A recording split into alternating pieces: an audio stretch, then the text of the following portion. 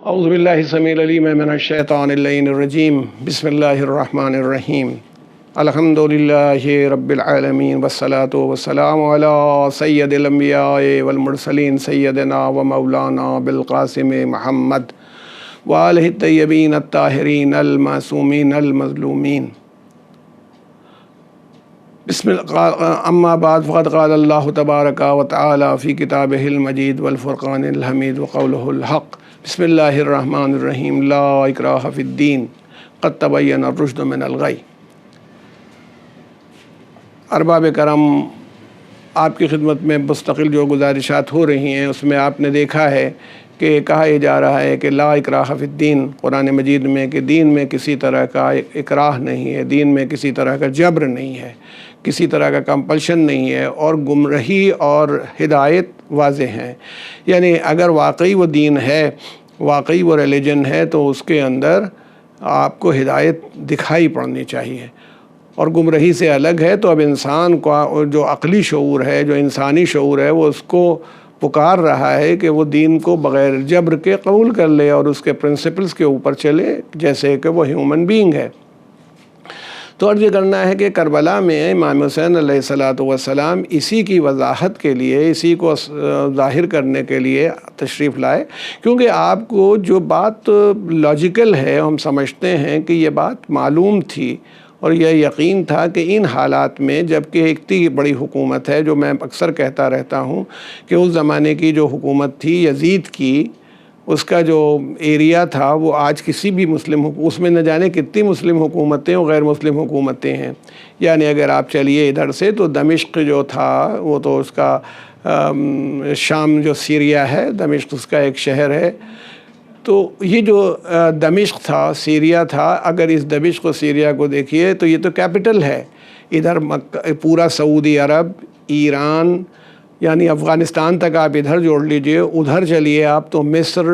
فلسطین، یہ سب یزید کی حکومت میں تھا، اور پھر اس سے بڑھ کر کے اوپر آ جائیے مصر کے اوپر اسپین جو یورپ کا حصہ تھا، یہ سب یزید کی حکومت میں تھا۔ تو اتنی بڑی حکومت اس کے پاس تھی اور اتنی بڑی طاقت اس کے پاس تھی، اس کے مقابلے میں امام حسین علیہ السلام کتنی فورس اکٹھا کر سکتے تھے؟ اگر میں اس کی بات نہیں کرتا اپنے عقیدے کی اور آپ کے عقیدے کی کہ وہ فرشتوں کو طلب کر لیتے اور اللہ سے دعا کرتے تو عذاب الہی آ جاتا، لیکن نارملی کنڈیشنز کے اندر تو امام حسین کا جو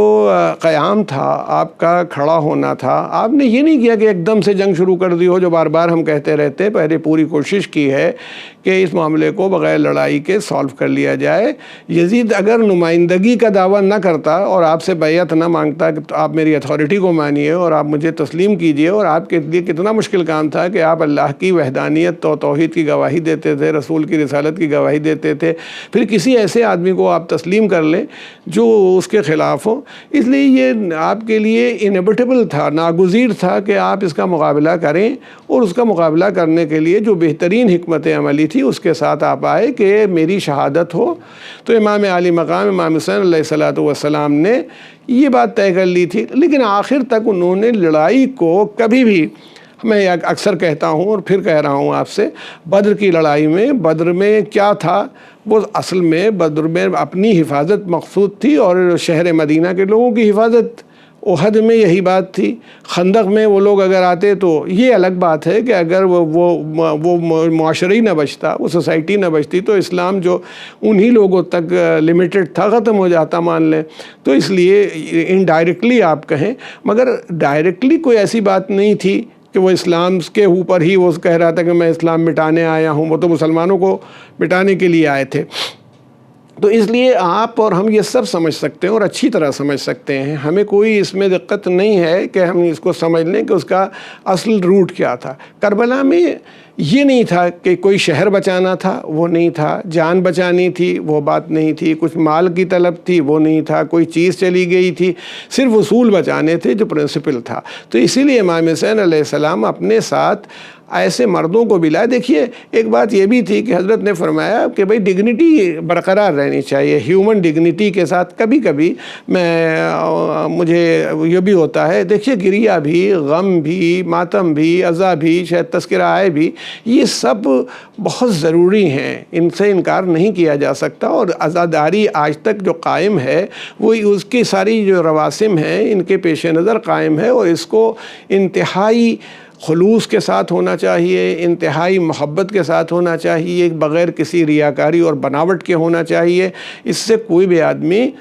اس کا منکر نہیں ہے۔ لیکن یہ بات یاد رہے کہ امام حسین علیہ الصلوۃ والسلام ایسے مظلوم نہیں تھے جیسے دنیا کے لوگ مظلوم ہوتے ہیں، کہ وہ ہاتھ جوڑے کھڑے رہتے ہیں اور چیختے رہتے ہیں اور روتے رہتے ہیں کہ ہائے ہائے کیا کریں۔ امام حسین کی جو مظلومیت ہے وہ اپنے اختیار سے مظلومیت تھی، انہوں نے مظلومیت کو اپنا ہتھیار بنایا، لیکن اپنی ڈگنیٹی کو، اپنی عظمت کو کسی صورت سے داؤں پر نہیں لگایا۔ شاید یہ بات آپ کے اور ہمارے سامنے نہیں آتی ہے، جو آخری موقع کے اوپر امام حسین علیہ الصلوۃ والسلام خیمے میں رخصت کے لیے آئے اور آپ نے لباس کہنہ مانگا۔ یہ ذاکرین پڑھتے ہیں اور آپ نے ضرور سنا ہوگا، جب لباس کہنہ آیا، کہنہ کا مطلب ہے پرانا کپڑا۔ آپ کو اندازہ تھا عرب کی وحشیانہ حرکتوں سے کہ یہ لوگ لوٹ لیں گے، یہ لباس لوٹیں گے، انگوٹھی اتارنے کی کوشش کریں گے، امامہ لے جائیں گے، ردا لے جائیں گے۔ حالانکہ جو آدمی اتنا زخمی ہو، جس کو اتنے، دیکھیے وہ تبرک کے طور پر تو لے نہیں گئے تھے، وہ تو صرف دنیاوی لوگ تھے اور دنیاوی فائدے کے لیے کرتے تھے، تو وہ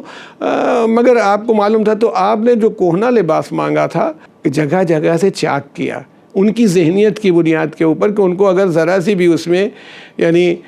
ہماری پرانی کہاوت میں کہ 98 بھر بھی فائدہ دکھائی پڑے گا تو وہ اس لباس کو بھی لوٹ لیں گے۔ اور اسی لیے ہم یہ کہتے ہیں کہ وہ لوگ، بعض لوگ کہتے ہیں کہ وہ لوٹ لیا گیا اور لباس، دیکھیے وہ ایک تو امام عالی مقام نے جو لباس کہنہ پرانا لباس چاک کر کے پہنا تھا، اس کو اب ساری دنیا مل کے بھی لوٹ نہیں سکتی تھی۔ یہ میں آپ کے عقیدے کی بنیاد پر کہہ رہا ہوں۔ امام کوئی کام بیکار نہیں کرتا،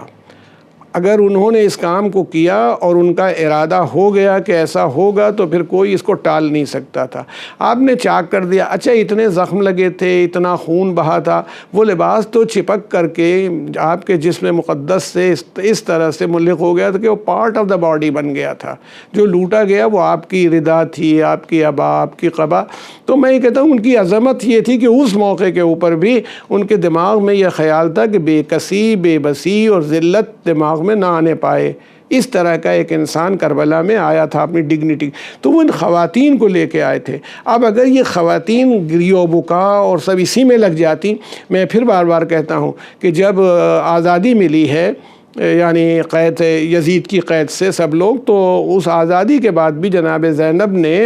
امام زین العابدین کو بٹھلا کے کہا تھا کہ بیٹا سید سجاد بیٹھو، تم بیٹھو، میں تمہیں تمہارے بابا کا پرسہ دوں۔ تو اس کا مطلب یہ کہ جو لوگ ساتھ رہے ہوں، ساتھ کوفے کے قید خانے میں ساتھ رہے ہوں، کوفے کے قید خانے سے راستے میں ساتھ ہوں، دمشق میں ساتھ ہوں، ہزارہ میل کا سفر کیا ہے انہوں نے، ان کو یہ ہے کہ وہ ابھی تک پرسہ نہیں دیا، روئے نہیں۔ اس کا مطلب ہے کہ انہوں نے اپنے آنسوؤں کو تھام رکھا تھا، جیسا امام حسین نے وصیت کی تھی، اپنے گریے کو، اپنی عزا کو۔ اور شاید ہم لوگ اسی لیے ان کا ساتھ دیتے ہیں کہ آپ نے نہیں کیا تو آپ کی جگہ ہم شریک ہیں۔ تو یہ اس لیے جیسے کہا جاتا ہے کہ ہمارے لیے رسول اللہ صلی اللہ علیہ وآلہ وسلم کی ذات کم عظمت والی نہیں ہے، وہ باعظمت ذات ہے، لیکن یہ آپ بتائیے کہ ہم کبھی رسول اللہ صلی اللہ علیہ وآلہ وسلم کا 40واں نہیں مناتے، چہلم نہیں کرتے۔ آپ کے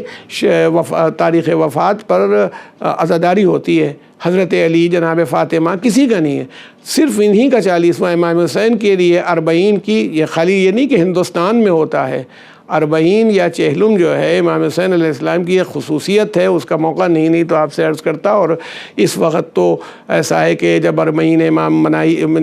کے لیے لوگ چلتے ہیں اور پیدل جاتے ہیں، اور ان کی جو خاطریں ہوتی ہیں ایسی تو کہیں دنیا میں ہو ہی نہیں پاتی، کہ کروڑوں لوگ ہوتے ہیں۔ یعنی یہ میں محاورے میں نہیں کہہ رہا ہوں، کروڑ سے اوپر کی تعداد بیان کی جاتی ہے۔ تو کہنا یہ ہے کہ یہ امام عالی مقام کی عظمت تھی، جس کے لیے اگر وہ لوگ رونے لگتے اور گریہ کرنے لگتے اور بالکل بے بس ہو جاتے تو ان کو تو مزہ آتا جنہوں نے ستایا تھا۔ جب کوئی آدمی ستاتا ہے، کسی پر ظلم کرتا ہے، تو وہ چاہتا ہے کہ میں اپنے ظلم کا نتیجہ دیکھوں۔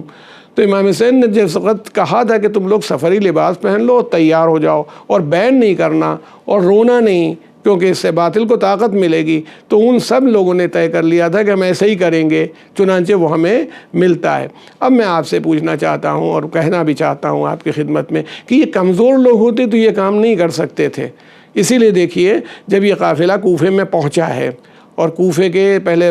فطری بات ہے کہ ابھی ابن زیاد کے تک جانے سے پہلے کوفے کے بازار سے گزرے گا، اور جناب زینب اولیاء مقام جن نے جس وقت کوفے کے اندر تقریر کی ہے، یہ تقریریں جو آپ کو مقتل میں ملیں، یا چلیے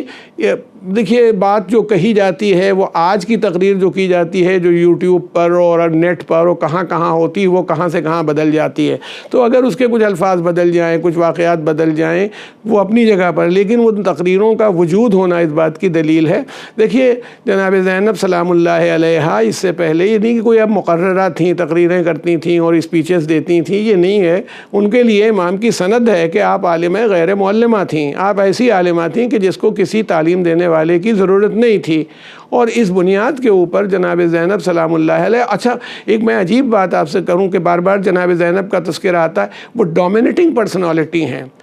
تو دوسری پرسنالٹیز کے اوپر ایک شیڈو آ جاتی ہے جناب زینب کی، ورنہ کوفے کے بازار میں جناب زینب کا خطبہ موجود ہے، تقریر ہے، زبردست تقریر ہے، موجود ہے، جناب ام کلثوم کی تقریر ہے، جناب ام کلثوم کے علاوہ جناب فاطمہ بنت الحسین کی تقریر موجود ہے جنہیں آپ فاطمہ کبریٰ کے نام سے جانتے ہیں، جناب فاطمہ کبریٰ کے علاوہ بھی تقریروں میں امام زین العابدین علیہ الصلاۃ والسلام کی تقریر یا خطبہ موجود ہے جو آپ نے دیا ہے۔ اور عجیب بات ہے، میں آپ سے کہوں کہ مختصراً اگر عرض کروں کہ جب آپ بولنے لگیں تو آپ نے کہا جاتا ہے کہ جس وقت آپ نے کہا کہ خاموش ہو جاؤ تو ایسا سناٹا چھا گیا، پن ڈراپ سائلنس ہو گیا، ایسا سناٹا چھا گیا کہ لوگ سانس لینا بھول گئے۔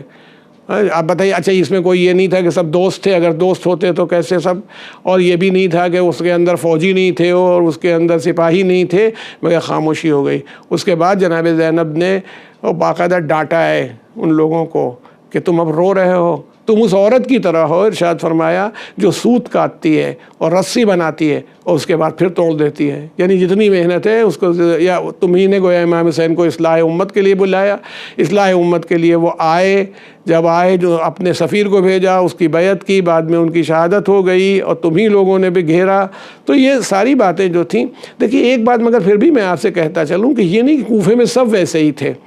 امام حسین کے ناصروں میں کربلا میں 40 سے اوپر آدمی ایسے ہیں، آپ کے ناصر جو شہید ہوئے ہیں 40 سے اوپر شہداء سب کوفے کے ہیں۔ یہ نہیں کہ کوفے والوں نے ساتھ نہیں دیا،